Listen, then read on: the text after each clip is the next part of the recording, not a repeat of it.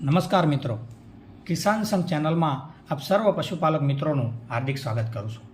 પશુપાલક મિત્રો, આપના માટે કંઈક નવી નવી યોજનાકીય માહિતી લઈને આપણા વચ્ચે આવતા હોઈએ છીએ. એવી રીતે આજે પણ આપ પશુપાલક મિત્રો માટે એક એવી યોજનાની માહિતી લઈને આવ્યા છીએ જે યોજના વિશે જાણીને આપ સર્વ પશુપાલક મિત્રોને ઘણો બધો ફાયદો થવાનો છે. તો એવી આ કઈ યોજના છે? તો એ યોજનાનું નામ છે ખાણદાણ સહાય યોજના. આપ પશુપાલક મિત્રોને જણાવી દઉં, કદાચ ખ્યાલ ન હોય તો પશુપાલન ખાતું ગુજરાત સરકાર દ્વારા ખાણદાણની અંદર 150 કિલો ખાણદાણમાં 100% સહાય એટલે કે તદ્દન ફ્રીમાં તમને ખાણદાણ પૂરું વિતરણ કરવાના છે.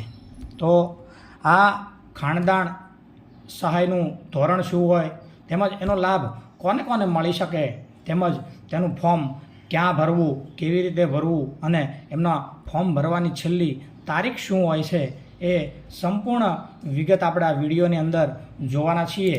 તો કિસાન સંઘ સાથે હંમેશા જોડાયેલા રહો અને આવા યોજના કે અવનવા વિડીયો જોવા માટે અમારી ચેનલને સબસ્ક્રાઈબ જરૂરથી કરો, જેથી કરીને આવા અવનવા યોજનાકીય અમારા વિડીયો આપની સ્ક્રીન પર સૌથી પહેલાં જોવા મળે. તો પશુપાલક મિત્રો, આગળ આપણે વાત કરીએ કે આ જે ખાણદાણ સહાય યોજના છે એના અંદર 2 ઘટકમાં સહાય મળવાપાત્ર છે. એક તો ગાભણ પશુઓ હોય, ગાય હોય કે ભેંસ હોય, તો એ જે ગાભણ પશુઓ છે એને ખાણદાણ સહાય મળવાની છે. બીજું કે વિયાણ બાદનું જે પશુ હોય એને પણ ખાણદાણ સહાય મળવાપાત્ર છે. તો આ 2 ઘટકની અંદર ખાણદાણ સહાય મળવાપાત્ર છે. તો એ સહાયનું ધોરણ શું હોય છે એના વિશે આપણે વાત કરીએ. તો જે ગાભણ પશુ હોય એના માટે જો તમારે ખાણદાણ સહાય લેવાની હોય તો એના અંદર સામાન્ય જાતિના જે પશુપાલકો છે એમને એક લાભાર્થી દીઠ કુલ 150 કિલોગ્રામ ખાણદાણ એટલે કે 50 કિલોની બેગ હોય તો 3 બેગ આપણને મળવાપાત્ર છે. તો 150 કિલોગ્રામ ખાણદાણ માટે 100% સબસિડીમાં એટલે કે ફ્રીમાં વિતરણ થવાનું છે.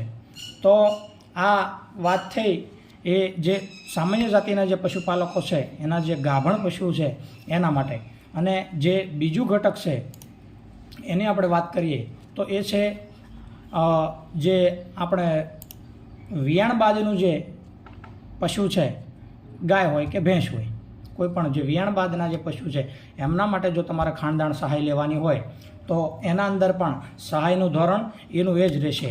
એક લાભાર્થી દીઠ કુલ 150 કિલોગ્રામ ખાણદાણ તમને 100% સહાયમાં એટલે કે ફ્રીમાં મળવાપાત્ર રહેશે. તો પશુપાલક મિત્રો, આ ખાણદાણ સહાયની અંદર તમારે ફોર્મ કેવી રીતે ભરવું એની આપણે આગળ વાત કરીએ.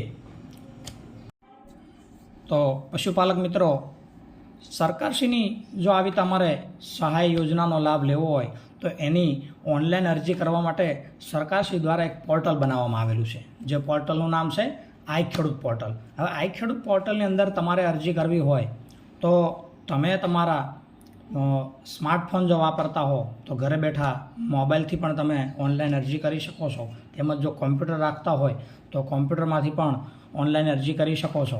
તેમજ તમારા ગામની અંદર ગ્રામ પંચાયતની અંદર જો વીસી હોય એટલે કે કોમ્પ્યુટર ઓપરેટર હોય તો એમના મારફતે તમે પણ અરજી કરી શકો છો. તેમજ જો તાલુકા લેવલે CSC સેન્ટર હોય, કોમન સર્વિસ સેન્ટર હોય, ત્યાંથી પણ તમે ઓનલાઈન અરજી કરી શકો છો, અથવા પ્રાઇવેટ સાયબર કાફેમાંથી પણ તમે અરજી કરી શકો છો. તો એના માટે આપણે આઈ ખેડૂત પોર્ટલ ઉપર જઈ અને અરજી કરવાની હોય છે. તો આઈ ખેડૂત પોર્ટલ ઉપર કઈ જગ્યાએ અરજી કરવાની હોય છે? તો પશુપાલક મિત્રો, આઈ ખેડૂત પોર્ટલ ગુજરાત સરકાર દ્વારા ખેતીવાડી વિભાગની યોજનાઓ હોય, પશુપાલન વિભાગની યોજનાઓ હોય, બાગાયત વિભાગની યોજનાઓ હોય અને મત્સ્યપાલન વિભાગની યોજનાઓ હોય, એવી ઘણી બધી યોજનાઓ માટે આઈ ખેડૂત પોર્ટલ ઉપર જ અરજી થતી હોય છે. એના અંદર આપણે અહીંયા તમે જોઈ શકો છો કે બીજા નંબરનું જે ઓપ્શન છે પશુપાલનની યોજનાઓ. તો આપણે પશુપાલન વિભાગની અંદર અરજી કરવાની હોય છે. એટલે આપણે પશુપાલન વિભાગની યોજનાઓ માટે અહીં ક્લિક કરો, ત્યાં ક્લિક કરવાનું છે. આપણે ત્યાં ક્લિક કરશો એટલે આ રીતે એક બોક્સ ખુલશે. તો આના અંદર અલગ અલગ ઘણી બધી અહીંયા આપ જોઈ શકો છો કે અલગ અલગ 23 પ્રકારની યોજનાઓ અત્યારે ચાલુ છે. તો જેના અંદર આપણે જે અરજી કરવાની છે એ કયા ઘટકની અંદર અરજી કરવાની છે? તો અહીંયા આપ જોઈ શકો છો કે 22 અને 23 નંબરનું જે ઘટક છે, તો સામાન્ય જાતિના પશુપાલકોના ગાભણ પશુઓ અને ગાય અને ભેંસને ખાણદાણ સહાય માટે, અને જો વિયાણ બાદના પશુના માટે તમારે જો ખાણદાણ સહાય લેવી હોય તો એમાં 23 નંબરમાં અરજી કરી શકો છો. બે અલગ અલગ અહીંયા મેનુ આપેલા છે, તો અલગ અલગ તમે અરજી કરી શકો છો. તો આગળ આપણે વાત કરીએ. ધારો કે આપણે વિયાણ બાદના પશુ માટે ખાણદાણ સહાય લેવી છે, તો એના ઉપર આપણે ક્લિક કરશો એટલે આ રીતનું એક મેનુ ખુલશે.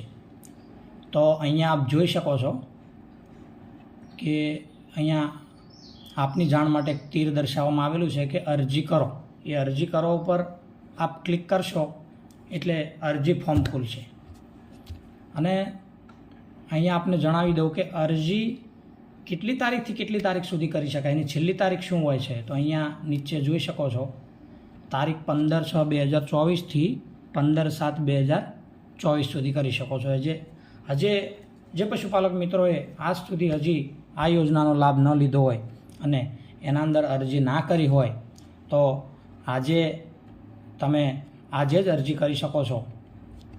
તેમજ અહીંયા તમે તીર દર્શાવેલું છે ત્યાં અરજી કરો એના પર ક્લિક કરશો એટલે આખું અરજી ફોર્મ ખુલશે. એના અંદર જે માગ્યા મુજબની તમે જે નામ ગામ વિગત માગી છે એટલી વિગત ભરી અને સબમિટ આપશો એટલે તમારી અરજી સબમિટ થઈ જશે. તેમજ સબમિટ થઈ ગયા બાદ તમારે એની પ્રિન્ટ ફરજિયાત લેવાની રહેશે.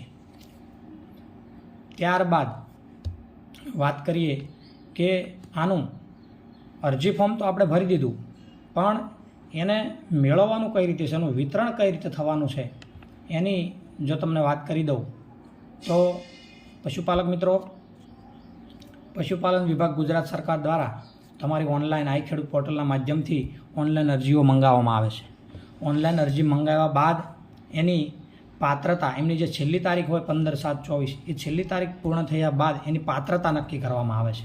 તો એની પાત્રતા કઈ રીતે નક્કી કરવામાં આવે છે? માનો કે સરકારનો જે લક્ષ્યાંક હોય એ લક્ષ્યાંક કરતાં જો વધારે અરજીઓ આવે તો ઘણી વખત કેવું છે કે ડ્રો કરવામાં આવતો હોય છે. તો ડ્રોના અંદરથી સરકાર દ્વારા તાલુકા વાઇઝ જે લક્ષ્યાંક ફાળ્યો હોય એ લક્ષ્યાંક મુજબ એટલા એમને વિતરણ કરવાના પૂર્વ મંજૂરી કાઢવાના થતા હોય છે.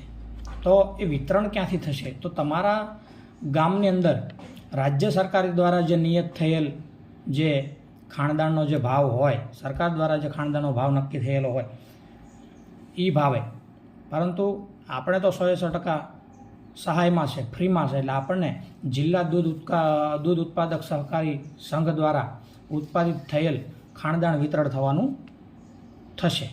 એટલે કે તમારી જે જિલ્લાની દૂધ ઉત્પાદક ખરીદ સંઘ હોય એના દ્વારા જે ઉત્પાદિત થયેલું જે ખાણદાણ હોય, નક્કી થયેલું હોય, એ જ તમને મળવાપાત્ર થશે. એટલે તમારી જે નજીકની દૂધ સહકારી મંડળી હોય ગામની, ત્યાંથી જ તમને આ ખાણદાણનું વિતરણ થશે.